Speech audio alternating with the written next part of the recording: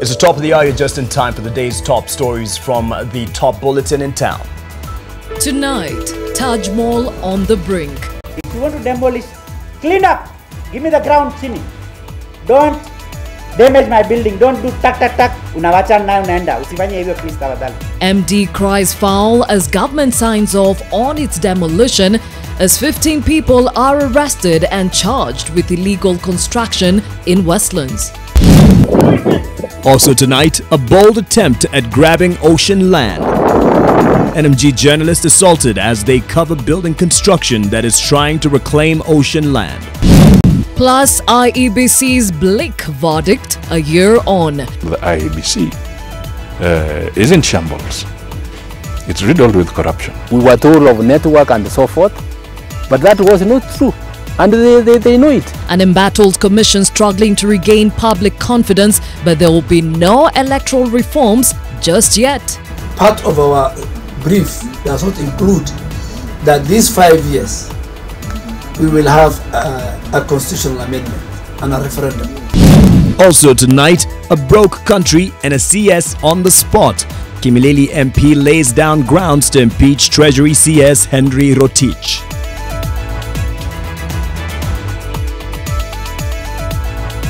NTV Tonight with Mark Masai and Gladys Gachanja.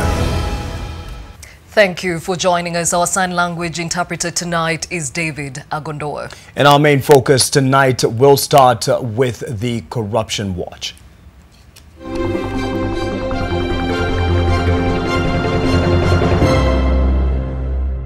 Mombasa-based Nation Media Group journalists who were this afternoon beaten and detained at a construction site in the North Coast have this evening recorded a statement with the police hours after the mid-morning ordeal. The two, NTV cameraman Karim Rajan and Daily Nation photojournalist Laban Waloga, were beaten and handcuffed by security personnel when they went to seek clarification on why a private developer was constructing a hotel blocking the beach and reclaiming sea land, and whether he had the relevant permits to do so. The construction is ongoing at what was Dolphin Hotel. NTV's Leila Mohammed with more. NMG journalists walking out of Bamburi police station after recording statements after having been attacked and detained after filming a hotel construction site that is reclaiming land in the ocean in Shanzu. The questionable construction has locals in fear and is said to belong to the boss of bosses. Miaka 38 sijawahi kuwa harassed na watu vile walivoni harass leo. Wamenipiga, wakawa karibu wanataka kuvunja kamera yangu. Nikapigana na wao mpaka kwa ofisi yao kule. Mwenzangu naye akapigwa vibaya sana, akawekwa mpaka pingu. Prior to their detention, the two were filmed being taken into custody by a group of men.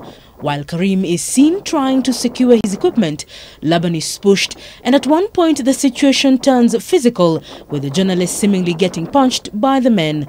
The group was seeking answers on why the construction of a hotel had led to the closing off of part of the beach in Shanzu area that many residents fear not only blocked the path of beach users but hurt the environment. Kusema kweli kulikuwa na bulldozer inachimba kwa beach, alafu nyuma yake ni hoteli inajengwa.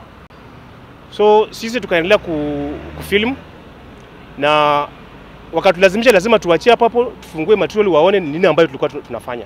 While her colleagues were roughed up and detained, Daily Nation reporter Winnie Ouma could only help her team by recording their ordeal. Kuna polisi ambaye nilimtambua, akaniona, akaambia wenzake, yule msichana yu record kamshike. Kuona hivyo na uoga wa binadamu yoyote, nikatoroka. Sijui vile nilijipata chooni, lakini nilikaa chooni kwa zaidi ya kama 20 minutes. Haki Africa, that had previously sent out a statement condemning the detentions, reiterated its position that there are no private beaches in the country. People are dying out there, there is insecurity all over, and then you have security men guarding construction work.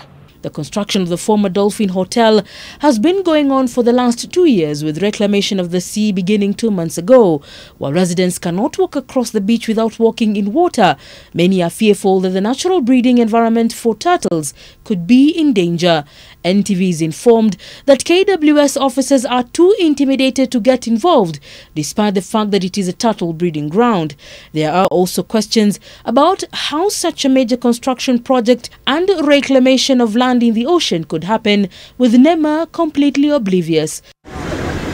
The Nation Media Group is taking legal action. Leila Mohammed, NTV. We're glad our colleagues are home safe with their families, and just a message to those who are trying to stop the coverage. It will continue and even works against them, because it now even draws more attention to this very story that we will keep an eye on. Let's go to Homa Bay now, where officials wanted for misappropriating over 26 million shillings have been arrested and are now held at Homa Bay Police Station. Ethics and Anti-Corruption Commission detectives are currently still looking for another 2 officials who have gone into hiding. The Homa Bay County Assembly has found itself on the spot after investigations done by EACC established that members of the Assembly and some officers at the Finance Department misappropriated over 26 million shillings through fraudulent payments of allowances. Besides other offences, the officers will be arraigned in court tomorrow to face charges of conspiring to commit an offence of corruption, unlawful acquisition of public property, abuse of office, breach of trust, and fraudulent payment from public revenue. The arrest of the county officers has elicited different reactions from residents in the area. Weza pata kitu ambacho wanasema ati uchunguzi bado inaendelea na hawaji tena kutuambia ati ile uchunguzi imefikia kiwango gani. I'm very happy because they are so much corrupt. They do get something, they pocket themselves, and we are starving as Homa Bay County at the entire. Now that they're arresting even the big fish, we see that the government is heading somewhere towards helping the citizens of this country. We want the country to stand. EACC detectives are still looking for the County Assembly Clerk Otieno Bob Kefas and Senior Accountant Maurice Amek, who are on the run after escaping arrest and switching off their phones. EACC has been conducting investigations on various allegations of misappropriation of public funds by Homa Bay County Assembly officers for the financial year 2015-2016 and 2016-2017. Vincent Odur, NTV. Former Youth Affairs Principal Secretary Lilian Omolo and 53 others facing charges over the suspect expenditure of 468 million shilling scandal at NYS will be tried in January at the Anti-Corruption Court. Prosecutors from the Office of the Director of Public Prosecutions availed to the defense lawyers all the witness statements, exhibits and evidence material it intends to use in the trials. The Office of the Director of Public Prosecutions has lined up 43 witnesses to testify against accused persons charged with defrauding the National Youth Service 468 million shillings. However, the trial of former Youth Affairs Principal Secretary Lilian Omolo, former NYS Director General Richard Dubai, and 52 others will start in January next year from the 7th to the 31st of the same month before Principal Magistrate Peter Ooko. IFMIS officers from the National Treasury, bank officials, contractors and document examiners are among those lined up by the prosecution team led by Assistant Director Public Prosecution Joseph Riungu to testify against the accused. The prosecution, which handed over to the defense lawyers all the witness statements, exhibits and evidence material it intends to use in the trials, will submit its evidence to the court orally, documentary and electronically. Once the trial starts in January next year, there won't be any adjournments according to the court's directive. Omolo, alongside 53 others, were charged on 29th of May with various offences relating to economic crimes after their dramatic arrest by detectives. Seth Olale, NTV. The Ethics and Anti-Corruption Commission says it will oppose an application by the National Land Commission seeking to stop further investigations into the 1.5 billion shillings paid as compensation for 2 public schools in Ruaraka, Nairobi County. EACC says an order sought by NLC to hold any institution of civil or criminal proceedings over the controversial land is direct interference with its mandate as provided for under the Constitution. NLC through lawyer Tom Ojenda filed an urgent application this month seeking to stop any criminal proceedings against the payment made in respect of the land now occupied by 2 schools. EACC, in a replying affidavit to the application, stated that it intends to institute criminal or civil proceedings against NLC and other beneficiaries for purposes of recovery of 1.5 billion shillings paid for the 13.5 acres. The hearing of the case has been transferred to the Land and Environmental Division of the High Court. Still on corruption matters, Airgate Centre, formerly known as Taj Mall, owners have until the end of this month to bring down the building or it will be demolished forcefully. But the owner has dared the government to go ahead and demolish the building, saying he will not remove it. And as NTV's Zainab Ismail reports, the much-debated building seems to have its fate sealed if the orders by the Multi-Sectoral Committee on Unsafe Structures is anything to go by. Please, Uru, I request you, don't leave these administrators who have failed Kenyans in terms of their values. I mean, you know, it feels, I feel like crying. Even, I don't know how to say that. These are billions of involved. A visibly emotional Ramesh Gorasia, the owner of the Taj Mall, now Airgate Centre, disputing a demolition order on his multi-billion shilling structure that conspicuously towers at the junction of Outer Ring Road, a building that has been the centre of controversy for years. I'm telling openly to any authority, I'm not going to remove these structures. Even they are saying 15th August, not even to my death, I'm not going to remove it myself. Mtu anakaja kutoa, akuje atowe manyewe. Aseme mimi ndio nimekuja kutoa, anakuje manyewe first the person who is ordering. Asipatie hii administration. If he is the president, if he is the deputy president, governor akuje mambia Ramesh, mimi nakuja kutoa, amambie mimi personally. A letter from the Multi-Sectoral Committee on Unsafe Structures dated August 16th this year states that the building is encroaching on a road reserve, hindering the continuance of construction of Outer Ring Road. Part of it states, and I quote, "The owners or developers are asked to remove this illegal development before 30th August 2018. The occupants or tenants at the Airgate Mall are asked to immediately vacate the building prior to the expiry of the notice." But Gorasia says that the mall was fully approved and paid for and was at the time valued at 5.4 billion shillings. See, God is there for them. God is there for everyone. See, Sazuri has messed my life. He's in mess today. Yeah? Who wants to mess my life is okay. God will punish them. And away from that, 15 individuals were arrested and charged with erecting a building in Westlands, Nairobi without approval. The 7 Chinese nationals and 8 Kenyans were seized over the illegal construction at Avik International Building that was apparently to host the JW Marriott, a chain of hotels with headquarters in the US. But one of the construction managers contracted by Avik International, Pierre Lee, divulged that there is a conspiracy to ruin the business's reputation due to business rivalry. They said only one of the buildings is under contention and construction has already been suspended on the said structure. The contractors protested the move to arrest their employees, saying they were only doing their job and their clients, the Avik International Company, should handle the matter. The Chinese contractors and their Kenyan colleagues denied the charge and were released on 100,000 cash bail each. The mentioning of the case was set on September 4th, 2018. Zainab Ismail, NTV. There was a suggestion earlier this week, actually last week, that was given about going around this riparian land problem. Well, the government is not intending to move rivers to accommodate buildings that have been built on riparian land. This is according to Moses Nyakiongora, who is the Secretary of the National Buildings Inspectorate, which is an agency in the State Department of Housing and Urban Development. Further, the state is looking to have a one-stop shop for all building approvals and seeking to deal with what has been a recipe of the recent wave of demolitions of buildings in the capital. Destroying an investment is quite painful, but it must be done for the future generations. It must be done, because if it's left, you are not going to move the river. Where do you move it to? Yes. So it's only to move the building. Yes. And we are really sensitizing the public to be very careful in where you are investing.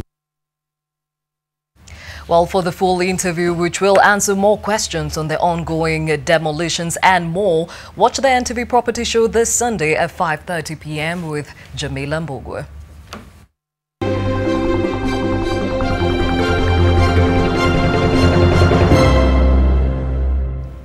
Let's change focus a bit now and to what is the stress of one particular individual. And Kennedy Mureithi is joining us in studio to tell us why the Treasury CS has some concerns, or should have some concerns. Well, Kimilili Member of Parliament Didmas Barasa has submitted to the Clerk of the National Assembly grounds for his impeachment motion against National Treasury CS Henry Rotich. Kennedy Mureithi will tell us more. Well, as you've rightly said, Mark, is that there is so much that is happening, and there is an intention to impeach CS Henry Rotich. And what Didmas Barasa is actually saying with regards to this is that he is implicating him in a series of misdeeds and a contravention of the Constitution. And he is actually saying that this matter should come to the floor of the House as immediately as possible. And Didmas accuses the Cabinet Secretary for the National Treasury, that is Henry Rotich, and he is saying that he is misadvising the President, leading to decisions that have also had a negative impact on the economy. And also, in his affidavit, he says that Rotich presided over the introduction of interest caps, which Kenya says went to serve the insatiable appetite that the Treasury has, and that is of borrowing. He also says that Didmas accuses Rotich of being reluctant to act on specific needs of Kenyans in the interest rates matter, such as providing legislation or providing amendments to make sure that the intended beneficiaries, that is Kenyans, enjoy the benefits of interest rate caps. He further says Rotich has failed to show leadership at the Treasury, and these are matters that he really wants to be brought before the House so that it can be debated. Again, Didmas says that public debt has risen to unprecedented levels and has now caused concern to international bodies and economists. Also, Barasa argues that the huge debt the country owes other countries and international bodies has left it at our mercy. That is probably what is going on. Also, on the issue of sugar, Barasa accuses the CS of opening the floodgates for importation of sugar in the country via a gazette notice. He argues that cane farmers in Western Kenya produce about 600,000 tons of sugar against a demand of 870,000 tons, and thus the window to import opened doors for flooding of the commodity. He says this window led to importation of an extra 1 million tons, which is enough to serve the country for a period of 3 years. He further says Rotich allowed for importation of milk and dairy products with conditions, but questions he is not setting conditions for sugar importation. Probably this matter, when it comes to Parliament next week, it is going to be a hot topic, and we'll be expecting probably, if the leader of majority and the leader of minority will have changed their minds, it is going to be an interesting matter to see how parliamentarians will deal with this question with regards to whether Rotich will be let off the hook, or he is going to take flak for what has actually been happening with regards to what Didmas Barasa has actually presented to the clerk today. Thank you, Kennedy Mureithi. Quite a case there being put against the Treasury CS, and being our chief parliamentary reporter, I'm sure you'll be on top of things following up on this story. To another development of the day. And members of parliament may have to wait longer before they can change the date for electing the president, governors, MPs and MCAs. Lawyers and legal experts say that the change may be premature and expensive, as it would require a referendum to pass. They were responding to a draft bill sponsored by Kiminini MP Chris Wamalwa that is set for debate before the National Assembly. NTV Silas Apollo with more. A proposal by Kiminini MP Chris Wamalwa has sparked fresh debate on the conduct of the country's elections. His proposals, he says, is to correct some of the inconveniences caused by the current August date. He says that the current voting day has had ramifications on the national examinations, the budget reading process and the country's tourism sector. But though the suggestion may be well intended, the House leadership now argues that the implementation would require more than just a change in the constitution. All these are interconnected. You know, the election of a member of parliament, the election of a president, the election of an MCA, of a governor. So you can't just change the date, because if you alter, then the question that will come is that you're extending the term of the president. An extension of the term of the president must have the concurrence of the people of Kenya. Duale's argument is based on the premise that a change in the election date for the president, unlike other seats, would require a referendum, a position supported by legal experts. Nzamba Kitonga, a senior counsel and a former chairman of the committee of experts that drafted the constitution, said a similar proposal had been made by the committee but was deemed too expensive after the National Treasury advised against it. His sentiments were supported by lawyer Peter Wanyama, who says that unlike other electoral seats, a change in the date of elections of a president would require a referendum. He argues that, as should be in all cases, the proposals would also require proper and exhaustive engagements with members of the public, as well as support from a majority of members of the House. Article 255 of the Constitution states that any changes to the term limits of the president will be subjected to a referendum. And should the proposed amendments pass through to the referendum stage, it will require the approval of at least 20% of registered voters in at least half of the counties, and a simple majority of citizens voting in the referendum. National Assembly Bill number 35 of 2017. This is not the first time that such a proposal is being fronted.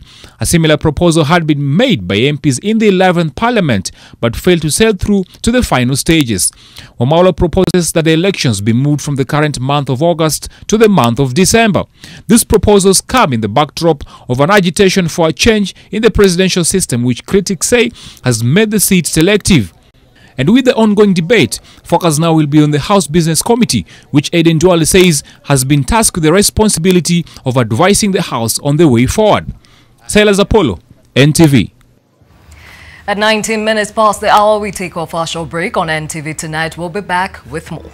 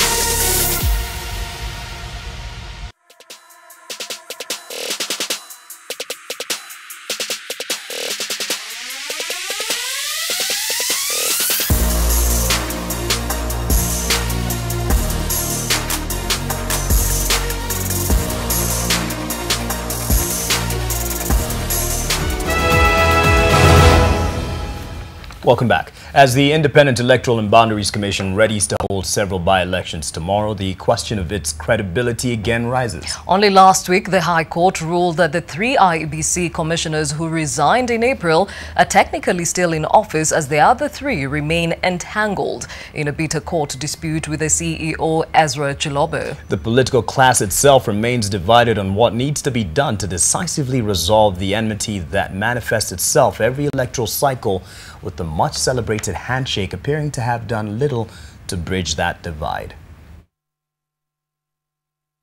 Their objective was clear: fix the system that causes Kenya to teeter on the edge of collapse every 5 years. The problem, as President Uhuru Kenyatta and opposition leader Raila Odinga saw it, a political system unable to respond to feelings of alienation among sections of the people. And while the generals may have been on the same page, the rumblings within their ranks portend to be the quiet before the storm. The elephant in the room, elections. Na hii kitu tunaita electoral justice. Kwa sababu ni aibu ikiwa taifa letu la Kenya kila baada ya miaka mitano tukimaliza ile mambo ya demokrasia alafu tunachapana. We have no time for that and we should not allow it to happen again in this country. No, msali ambao kwa IEBC turekebishe mapema ili tukifika 2022 hakuna mambo ya watu kupigana tena. There, however, appears to be no movement towards a middle ground on either side of the political divide, despite a recognition that the longer the conversation is put off, the harder it will become. The commission that will conduct the election of 2022 should not be a commission that comes the last 1 year to the general election, like this commission, unlike many other commissions, even the Isaac Hassan Commission of 2013.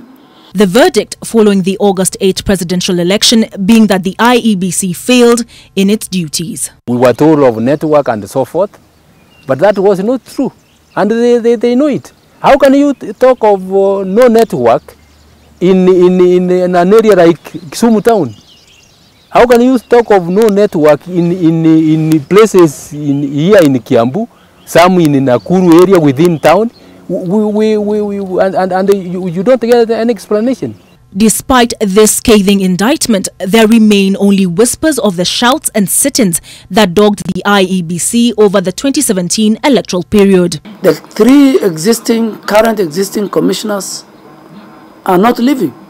They are saying they are waiting for their other 4 colleagues to be recruited in a competitive way. So nobody is preparing a package for them. Nobody is saying they are leaving. And for them to leave, there must be a petition before the National Assembly. Beyond the constitution of the IEBC, exactly what form the said reforms will take remains a divisive issue. From where I sit today, I take instructions from our party leader. Part of our brief does not include that these 5 years we will have a constitutional amendment and a referendum. You know, the problem is we want to put everything into the handshake.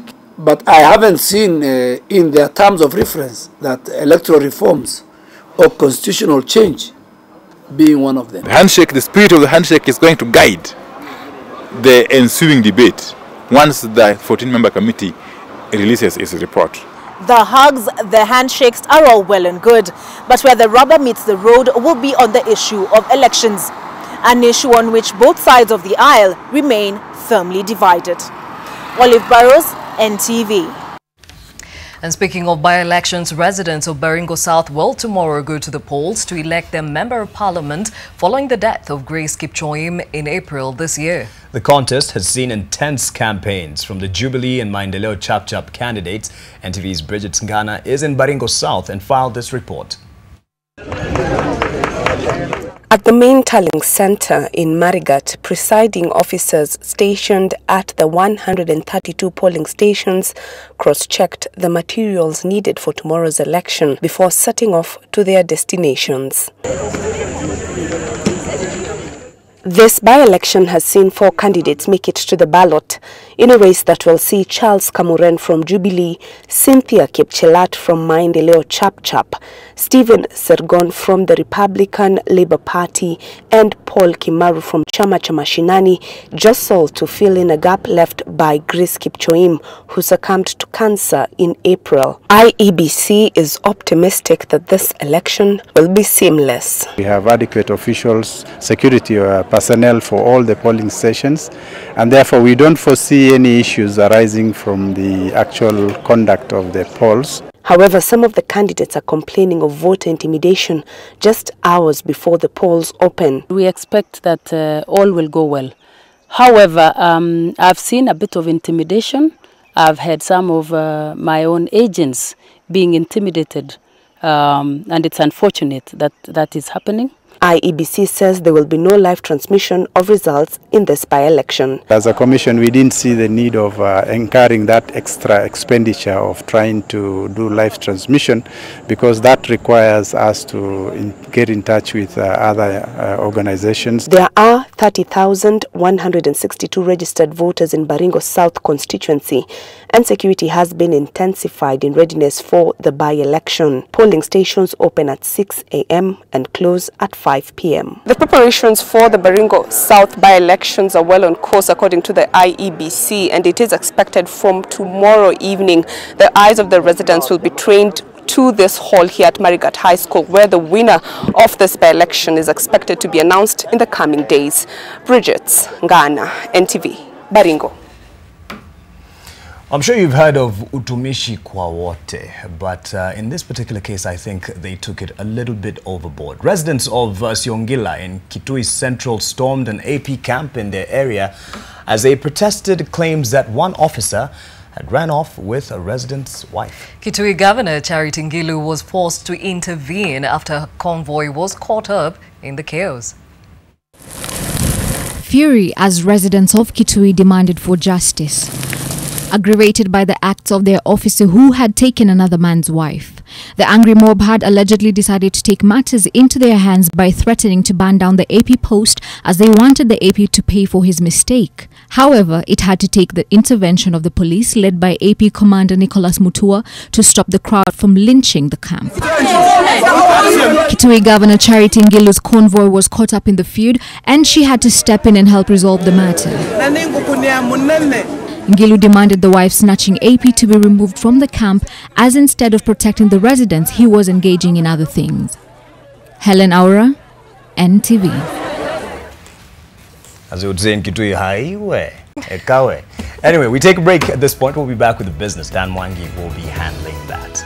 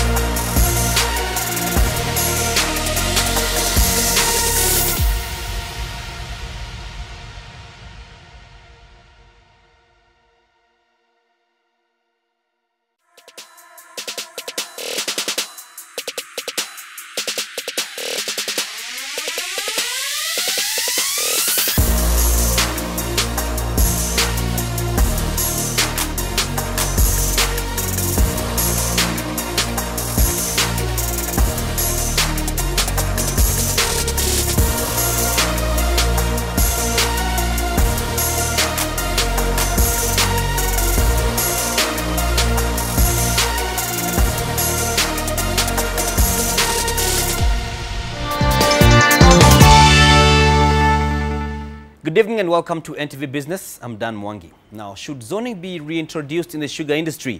There is mixed reaction about this since the Ministry of Agriculture proposed zoning as a way to end cane poaching. While the millers have supported this, farmers say they will not entertain any discussion about it because zoning forced them to stay with millers who weren't paying them. A section of sugarcane farmers from Nandi, Kericho and Kisumu counties have vehemently opposed the newly gazetted guidelines reintroducing zoning of sugar belts. We don't want to be private farmers because one thing, contractual farming is in slavery. The farmers say that the move amounted to dictatorship and was not healthy for an industry that was already on its deathbed. In the new regulations, county governments will be involved in demarcation of new plantation boundaries for the various millers in Nyando, Transmara, South Nyanza, Coastal and Western sugar belts. As we talk, Moroni is not operational. So in sugar is grounded, it is not operational. So you are telling farmers of Kericho County to be commanded to which zone? To which miller? A miller which is not crushing. The zones are specific geographical areas assigned to a sugar miller by the authority in consultation with one relevant county government and farmers based on milling capacity and crop productivity for the purpose of development and procurement of sugarcane. But the farmers are agitating for the free will to decide on which miller to sell their cane to based on pricing and payment duration. If a miller is paying early and is paying good rates to the farmers, then he can command the supply of cane. Muroni and Chemel, as I'm talking now, they have debts of farmers. How could you sell your cane where your debts are? But while farmers insist that zoning should be done away with, some millers have endorsed the move, saying it will stop cane poaching. The farmers' sentiments seem to conflict with those of members of parliament from the Nyando sugar belt. Both Onyango Koyo of Muhoroni and Jared Okello of Nyando have supported zoning. Let's turn to the corporates. Now, it's a season of reporting for banks, and the big guns in the industry this time seem to have colluded to release their half-year results on the same day. First, KCB has announced a net profit of 12.1 billion shillings on the back of a 17.5% growth in earnings compared to a similar period last year. Equity Bank saw its net earnings rise to 11 billion shillings, up also by 17.5%, but ceding the position of the most profitable bank that it held after the first quarter results to its rival KCB. Next, cooperative banks after-tax profit for the 6-month period have gone up by 7.8% to 7.1 billion shillings. Given the interest rate cap, the banks have switched strategy, investing in government paper instead, to the detriment of credit to the private sector. To the skies now, and Jambo Jet has increased its flight frequency from Kisumu to Nairobi from 20 to 24 flights per week, making the route the busiest after Mombasa. The additional flights set to commence on 3rd of September will see an increase in Jambo Jet flights on Monday, Friday and Saturday from the current 3 flights to 4 flights on each of those days. The airline will also be introducing an early morning flight on Sunday to meet the weekend demand. The airline says the decision was pegged on increased demand on the route.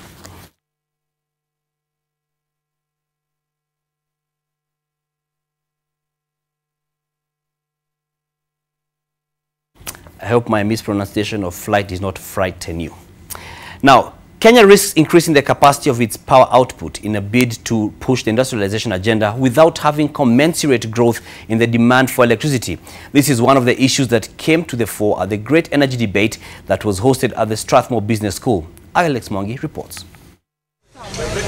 Kenya has been targeting to have an installed power capacity of 5,000 megawatts, with the supply of that power being a key tenet in the country's push towards industrialization. The target for that ambitious goal had been set at 2020, but given the country's current trajectory of growth in both supply and demand, it is not on course to achieve that goal. With a number of utilities in the power industry each seemingly pulling in its own direction, their bosses tend to talk of their own utilities, and in the process, the bigger picture of Kenya's energy targets drowns. I have a complement of about 11,000 employees.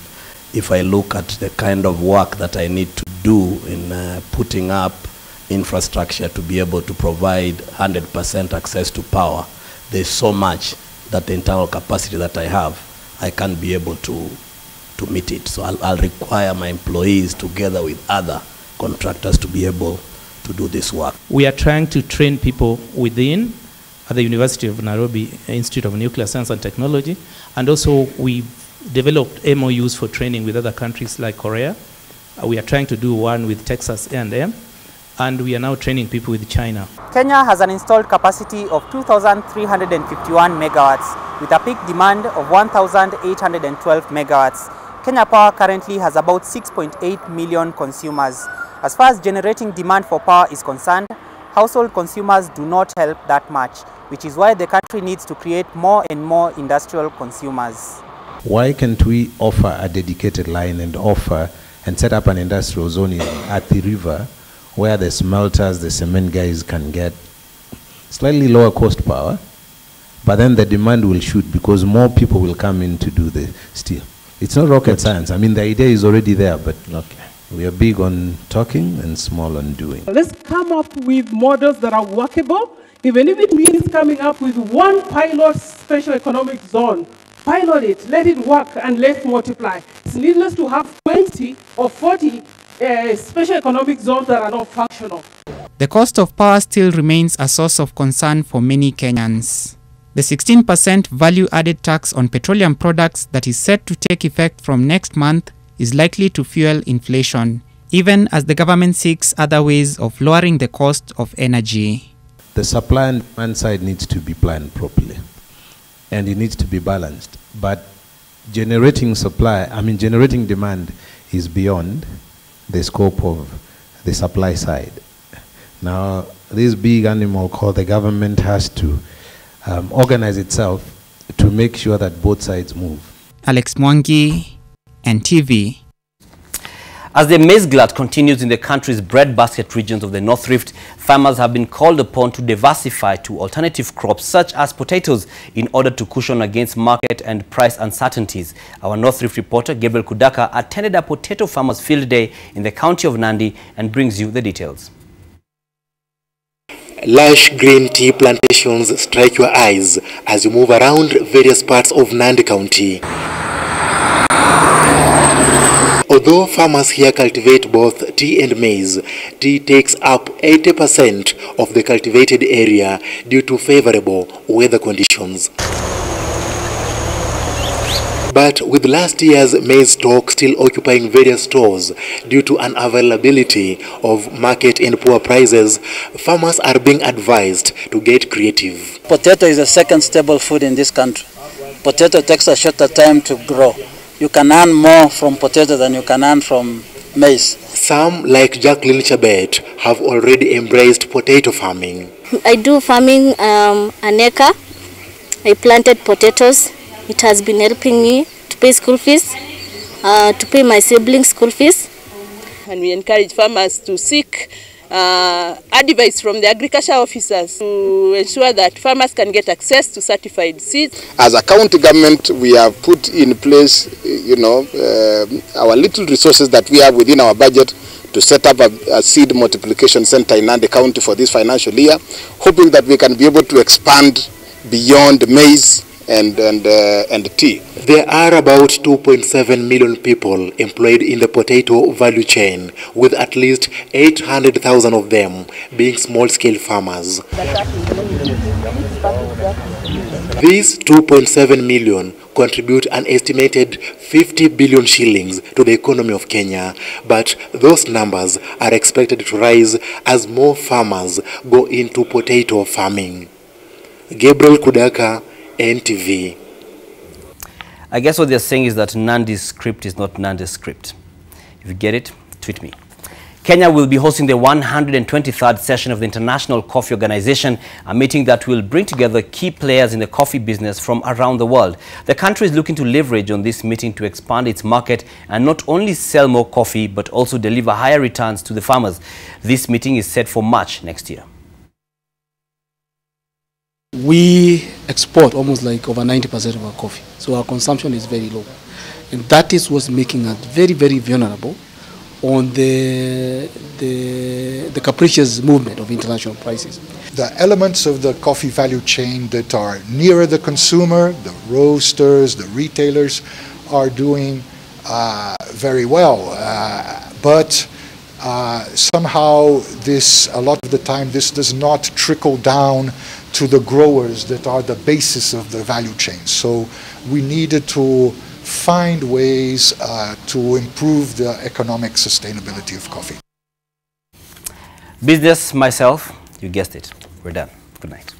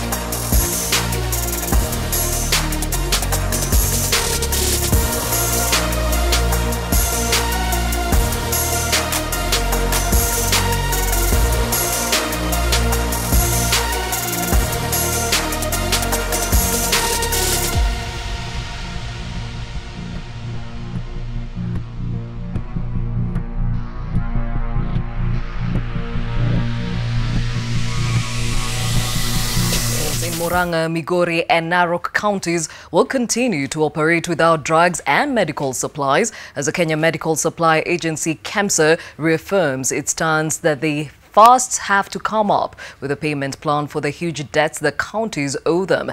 Meanwhile, the agency has resumed the supply of drugs to Nairobi and 4 other counties that have not received supplies for over a year now. For months now, patients in 7 counties have missed out on much-needed drugs due to huge debts owed to the Kenya Medical Supply Agency, KEMSA, and that had accumulated way beyond the credit period. Suspension means that we cannot supply commodities to those particular counties unless we sit down and come up with a plan of payment, and of which some of the counties have come to us. Now, Homa Bay, Trans Nzoia and Kilifi counties may be out of the woods after KEMSA announced it will resume the supply of drugs to these counties, lifting a 1-year suspension.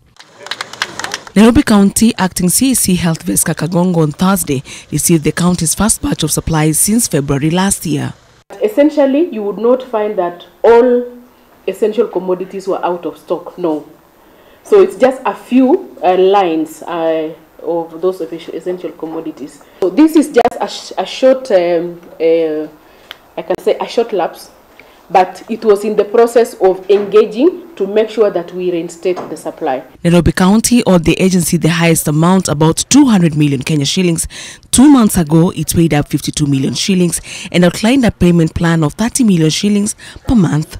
We want to make sure that our medical supplies are also used in a prudent way. KEMSA says the suspension of the supply of drugs to Murang'a, Narok and Migori counties hospitals is still in place. The total amount of money owed to KEMSA by counties totals to about 1.8 billion Kenya shillings. The authority reaffirms that those counties that will not honor their credit period will have their supply suspended. Eunice Omolo, NTV, Nairobi. All the sporting action coming up next with Mark Masai. Stay with us.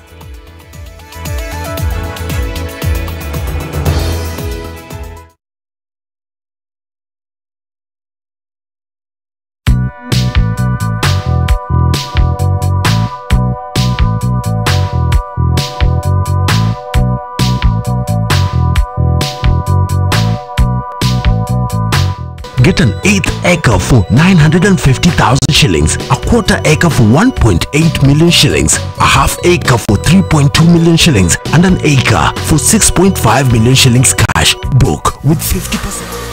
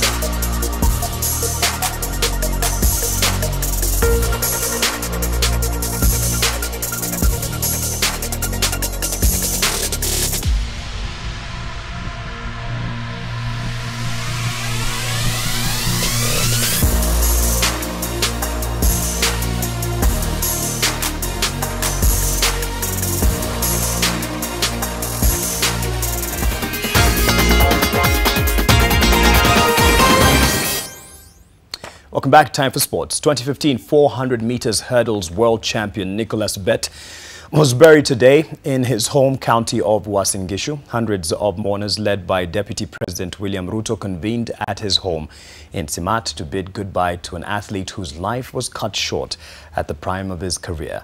Our reporter Lois Wangoi was at the burial ceremony. The final journey for a fallen hero, family, friends and fellow countrymen joined in this goodbye ceremony in honor of 400 meters hurdles champion Nicholas Bett, who died in a road accident last week. The government's presence was heavily felt here. A delegation by Deputy President William Ruto eulogized the late Nicholas Bett, popularly known as Nick. Ameenda mpaka akapeperusha bendera ya Kenya. Hata mimi nikiwa naibu ya rais na huyu IG akiwa anasimamia polisi wote, hatujaweza kupeperusha bendera ya Kenya nchi hii. Sisi tunapeperusha yetu hapa nyumbani tu katikati. At 28 years of age, the life of Nicholas Bett was cut short. He was on his way home to be with his family when he was involved in a road accident. His family said the gap left by their loved one is irreplaceable. Son, you had such generous and kind heart. You are always ready to help those in need. The police service say the death of Nicholas Bett was a huge blow to the service, noting he served diligently. An officer who was liked equally by his superiors and subordinates because of his humility. I want to assure you that we don't take your effort for granted. we have drawn a plan as a ministry. We are going to make sure that all heroes in this country, those who are alive and those who are not with us, like our brother Bet here, are celebrated in this country. On this day, the sports fraternity was here and in their numbers. We will remember him forever. He was a nice guy. To my friend Aaron, your brother is gone. You are now here. Remain as strong. I know you are a strong guy, and you are my friend too. Now plans are underway to honor Nicholas Bet further under Athletics Kenya. We have already started, we are already in the progress, and we are going to set up that camp very soon. Nicholas Bet started his athletics career while in primary school and rose to back the country its first gold medal in the 400 meters hurdles. He served in the police service too. He was a corporal number 96806. The police force honored him in death with a 21-gun salute. Nicholas Bet died at the peak of his career at the age of 28 years. He has left behind a wife and 2 children. Lois Wangoi, NTV Sports, in the county of Uasin Gishu. To the family and friends of Nicholas Bet, poleni sana. May he rest in power. Defending champions Gor Mahia moved within 5 points of retaining the Kenya Premier League after a hard-fought 1-0 win over Chemelil Sugar at Afraha Stadium, Nakuru County. Kogalo's lone goal was scored by Eliud Lokuam in the 79th minute. The win means Gor increased their lead at the top to 65 points, followed by Bandari with 48 points, while Chemelil are 15th with 27 points. Kogalo now turn their attention to the CAF Confederations Cup, where they host Rayon Sports of Rwanda on Sunday at Kasarani, needing just a point to make it to the lucrative knockout stage. Meanwhile, Gor Mahia's highly anticipated friendly match against English Premier League side Everton FC will be played on either the 6th or 7th of November. Francis Leshaw and Norbert Columbus won gold and silver for Kenya in the 800 meters boys final at the East African Secondary School Games in Rwanda, while Hilary Biwott won gold for Kenya in the 200 meters boys final. Joshua Makori reports from Musanze, Rwanda. Brookside East Africa Games highlights brought to you by Brookside.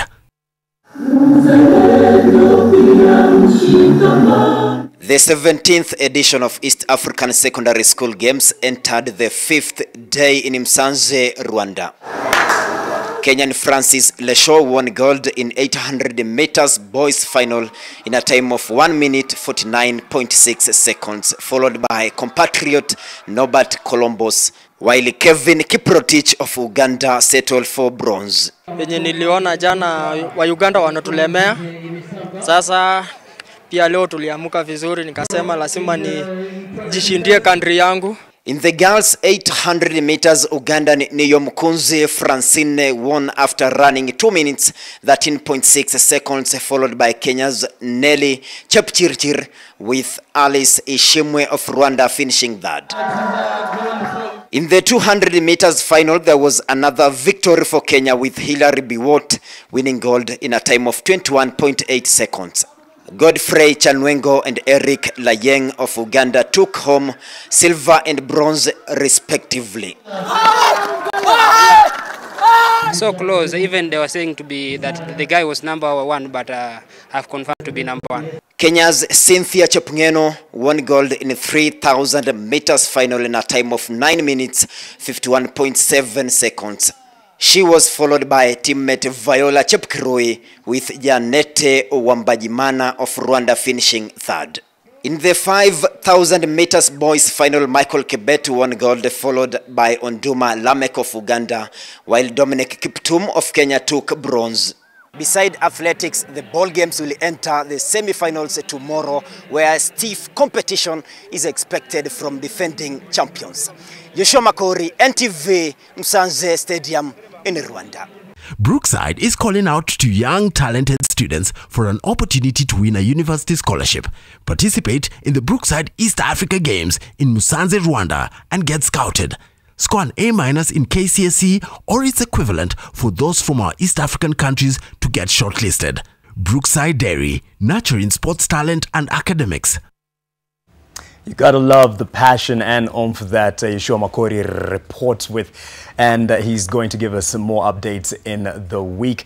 My man Yeshua Makori, as they call him, Mwana Sporty.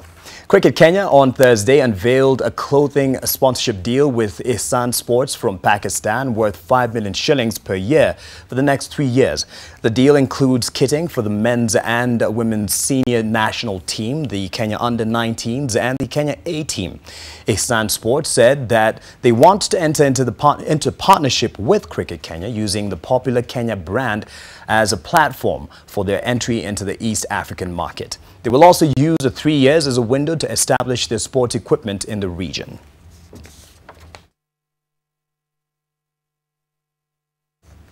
Kisumu's First Lady, Dorothy Nyong'o, on Thursday, welcomed Africa Chess Confederation President Louis Nkube to the ongoing Africa Youth Championships at the Lakeside City. The Continental boss praised Kisumu County and the organizers for staging a successful tournament. The competition is getting heated, with Kenya's hopes now lying with Samuel Wanjala, Tracy Njoki, Janvi Shah and Janki Shah. Meanwhile, Russia's Deputy Prime Minister Arkady Dvorkovich is expected to jet into Kisumu on Friday morning. On his arrival, the World Cup Local Organizing Committee chairman is expected to meet with Kisumu County Governor Professor Anyang' Nyong'o at the county offices before addressing the participants of the championship. Mombasa County will host the 5th edition of the Safaricom Deaf Half Marathon on Sunday. The 2017 Deaf Olympic Games gold medalist Daniel Kiptum, double gold medalist at the same event Simon Kibai, and 2017 Meru Marathon champion Peter Toroitich will be the headliners at the race, which is being used to select athletes to represent the country in the forthcoming Deaf Championships this year. The marathon has received 2.5 million shillings in sponsorship from Safaricom, with the main race winners walking away with 100,000 shillings each.